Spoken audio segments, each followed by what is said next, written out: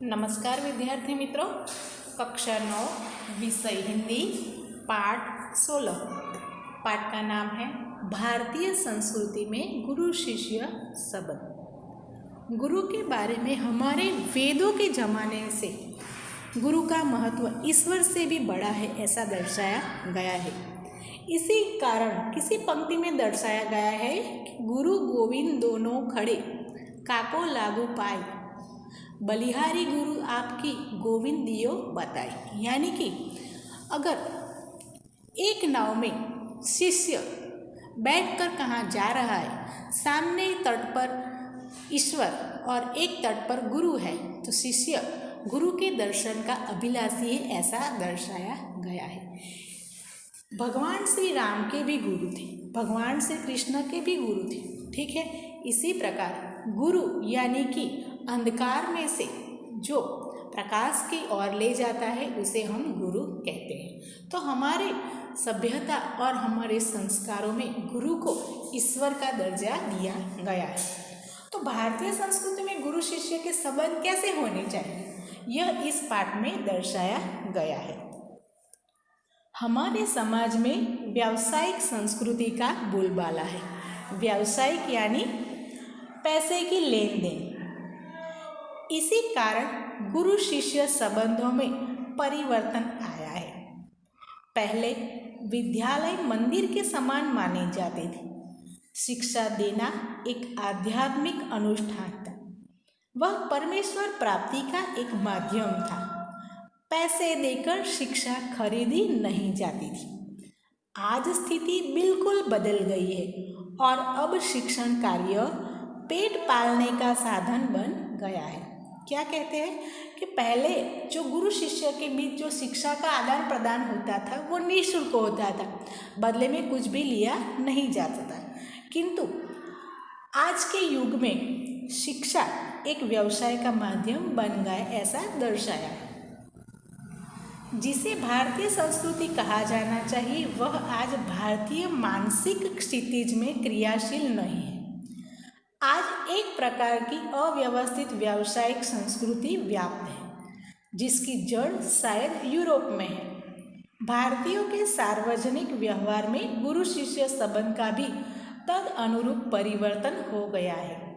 यहाँ गुरु वेतन भोगी नहीं होते थे और न शिष्य को ही शुल्क यानी कोई भी प्रकार के पैसे देना पड़ता था। पैसे देकर विद्या खरीदने की यह क्रय विक्रय पद्धति निसंदेह उस भारतीय मिट्टी की उपज नहीं है। शिक्षालय एक प्रकार के आश्रम अथवा मंदिर के समान थे। गुरु को साक्षात परमेश्वर ही समझा जाता था। शिष्य पुत्र से अधिक प्रिय होते थे। यहाँ सम्मान मिलना ही शक्ति पाने का रहस्य है। प्राचीन काल में गुरु की शिक्षा दान क्रिया उनका आध्यात्मिक अनुष्ठान थी। परमेश्वर प्राप्ति उनका एक माध्यम था, वह आज पेट पालने का जरिया बन गई है। प्रारंभ में विवेकानंद को भारत में महत्वपूर्ण स्थान प्राप्त नहीं हुआ, पर जब उन्होंने अमेरिकन नाम कमा लिया तो भारतवासी दौड़े मालाएं लेकर स्वागत करने। रविंद्रनाथ ठाकुर को भी नोबेल पुरस्कार मिला तो बंगाली लोग दौड़े यह राग अलापते हुए अमादेर ठाकुर अमादेर कठोर सपूत। अमादेर यानी हमारे ठाकुर हमारे कठोर सपूत। दक्षिण भारत में कुछ समय पहले तक भरतनाट्यम और कथकली को कोई नहीं पूछता था, पर जब उसे विदेशों में मान मिलने लगा तो आश्चर्य से भारतवासी सोचने लगे, अरे हमारी संस्कृति में इतनी अपूर्व चीज़ें भी पड़ी थी क्या? यहाँ के लोगों को अपनी खूबसूरती नहीं नजर आती, मगर पराये के सौंदर्य को देखकर मोहित हो जाते हैं। जिस देश में ज्ञान पाने के लिए मैक्स मुलर ने जीवन भर प्रार्थना की, उस देश के निवासी आज जर्मनी और विलायत जाना स्वर्ग जाने जैसा अनुभव करते हैं। ऐसे लोगों को प्राचीन गुरु शिष्य संबंध की महिमा सुनाना गधे को गणित सिखाने जैसा व्यर्थ प्रयास ही हो सकता है। एक बार सुप्रसिद्ध भारतीय पहलवान गामा मुंबई आए। उन्होंने विश्व के सारे पहलवानों को कुश्ती में चैलेंज दिया। अखबारों में यह समाचार प्रकाशित होते ही एक पारसी पत्रकार ने उत्सुकतावश उनके निकट पहुंचकर उनसे पूछा, साहब, विश्व के किसी भी पहलवान से लड़ने के लिए आप तैयार हैं तो आप अपने अमुक शिष्य से ही लड़कर विजय प्राप्त करके दिखाओ। गामा आजकल के शिक्षाक्रम में रंगे नहीं थे, इसलिए उन्हें इन शब्दों ने हैरान कर दिया। आंखें फाड़कर उस पत्रकार का चेहरा ताकते ही रह गए। बाद में धीरे से कहा, भाई साहब, मैं हिंदुस्तानी हूँ। हमारा अपना एक निजी यानी अपना रहन सहन है। शायद इससे आप परिचित नहीं हैं। जिस लड़के का नाम आपने लिया वह मेरे पसीने की कमाई, मेरा खून है और मेरे बेटे से भी अधिक प्यार है। इसमें और मुझ में फर्क ही कुछ नहीं है। मैं लड़ा या युवा लड़ा, दोनों बराबर ही होगा। हमारी इस परंपरा को आप समझने की चेष्टा कीजिए। हम लोगों को वंश परंपरा से शिष्य परंपरा अधिक प्रिय है, ऐसा पहलवान गामा कहते हैं। ख्याति यानी प्रसिद्धि और प्रभाव में हम सदा यह चाहते हैं कि हम अपने शिष्यों से कम प्रभावी रहें। यानी हम यही चाहेंगे कि संसार में जितना नाम मैंने कमाया है उससे कहीं अधिक मेरे पिता कमाए। मुझे लगता है आप हिंदुस्तानी नहीं हैं।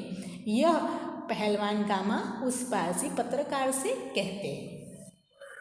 भारत में गुरु शिष्य संबंध का वह भव्य रूप आज साधु, पहलवानों और संगीतकारों में थोड़ा बहुत ही सही पाया जाता है, यानी सही मायने में दर्शाया जाता है। भगवान राम कृष्ण बरसों योग्य शिष्य को पाने के लिए प्रयत्न करते रहे। उनके जैसे व्यक्ति को भी उत्तम शिष्य के लिए रो रो कर प्रार्थना करनी पड़ी थी। इसे समझा जा सकता है कि एक गुरु के लिए उत्तम शिष्य कितना महंगा और महत्वपूर्ण है।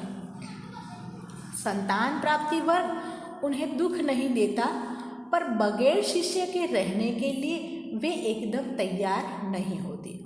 इस संबंध में भगवान ईशा का एक कथन सदा स्मरणीय है यानी याद करने योग्य है।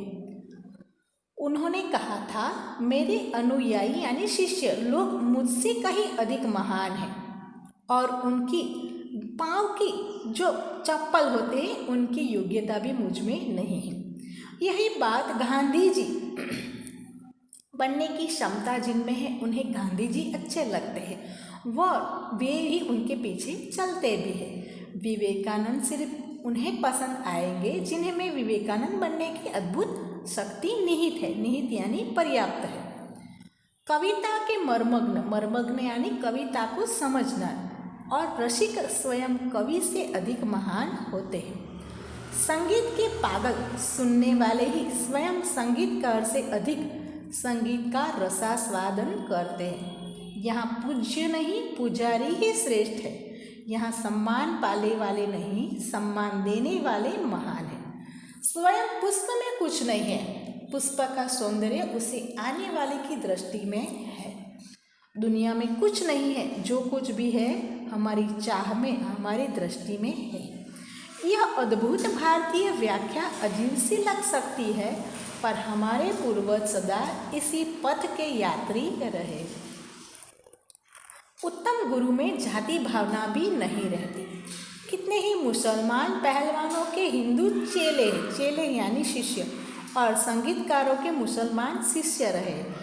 यहाँ परख गुण की साधना की और प्रतिभा की होती भक्ति और श्रद्धा की ही कीमत है, न कि जाति संप्रदाय, आचार विचार या धर्म की। मुझे क्या लिखाया था एक विद्वान मुसलमान ने ही। उन्हें कभी नहीं सोचा कि यह हिंदू और मुसलमान बनाना चाहिए। पुराने ज़माने से मौलवी लोग बड़े बड़े रामायणी होते थे और आज देहातों में भरत मियाँ, रंजीत मियाँ आदि अधिक संख्या में दिखाई देते हैं। आज के गुरु भी सिर्फ सेवा लेने में ही चतुर है, देने में नहीं। उपनिषदों में आचार्यों ने कहा सेवा देने की चीज़ है, लेने की नहीं। सेवा लेने के अधिकारी कौन कौन हैं? तो बच्चे, रोगी, असहाय और वृद्ध बच्चों को परमेश्वर का ही मूर्त रूप समझ सेवा रूपी पूजा से उनकी शक्ति को प्रज्वलित करने क्षमता और सहृदयता रखने वाले ज्ञानी और तपस्वी पुरोहित आजकल के गुरु नहीं रह गए। किसी भी देव मंदिर की मूर्ति की शक्ति उतनी मात्रा तक संभव है जितनी मात्रा तक इसके पुजारी की भाव पूजा में नैवेद्य भावना भरी रहती है। नैवेद्य भावना यानी प्रसाद देने की भावना।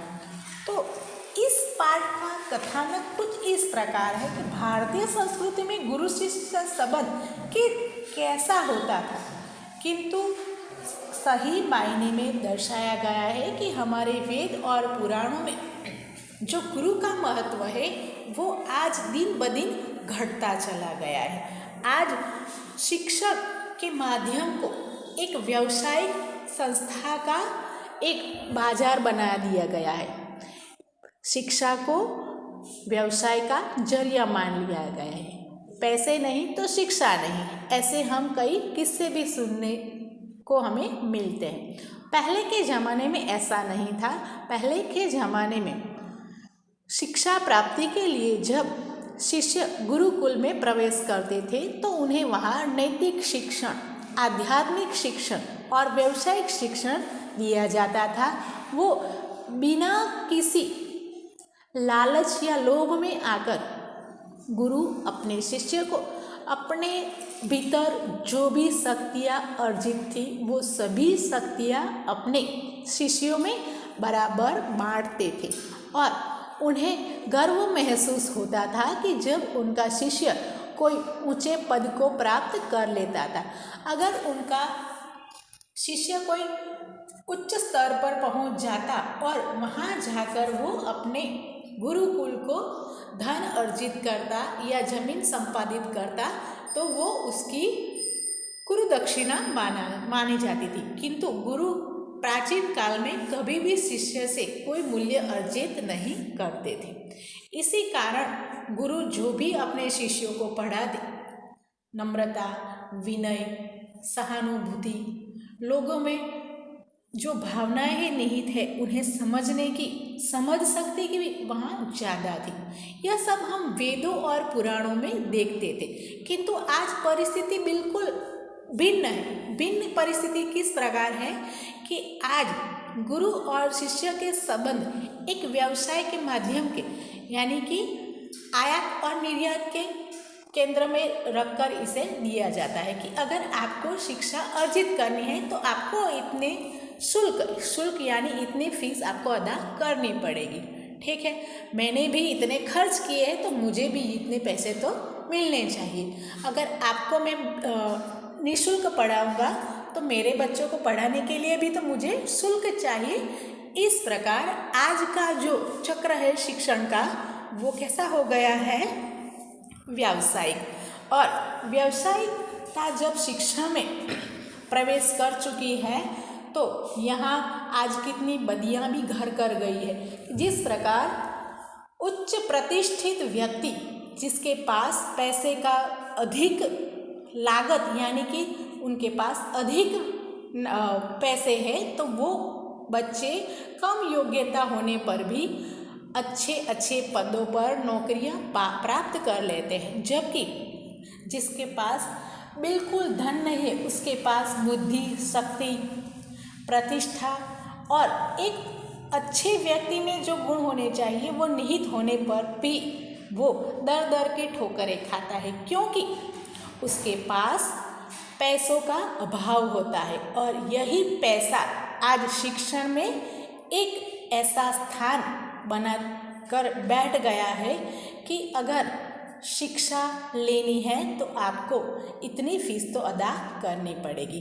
आपके यह जो उपकरण है शिक्षा के वो बिना मूल्य तो आए नहीं।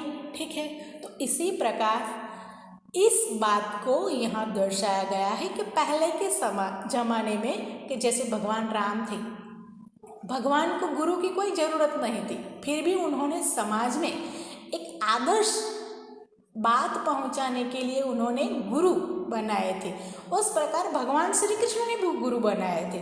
ठीक है, तो गुरु बिना ज्ञान नहीं। ठीक, तो इस प्रकार प्राचीन समय में जो गुरु शिष्य के जो संबंध थे उनके विपरीत आज के संबंधों में तो मात्र सिर्फ व्यावसायिकता हमें देखने को मिलती है। ठीक है, तो हमें हमारे गुरु का आदर सत्कार करना चाहिए, वो जो भी हमें पढ़ाए वो हमें पढ़ लेना चाहिए। अगर हमें कोई बात नहीं पता चली या उसे हमें समझने में कठिनाई हो रही है तो हम बड़े प्यार से दुलार से उन्हें पूछ सकते हैं। ठीक है, तो गुरु का मान सम्मान करना चाहिए, क्योंकि कहा जाता है कि संसार में माता पिता के बाद जो सर्वश्रेष्ठ स्थान होता है वो गुरु का होता है। ठीक है, तो गुरु का मान सम्मान कीजिए, अपने माता पिता का भी सम्मान कीजिए। जय हिंद, जय भारत।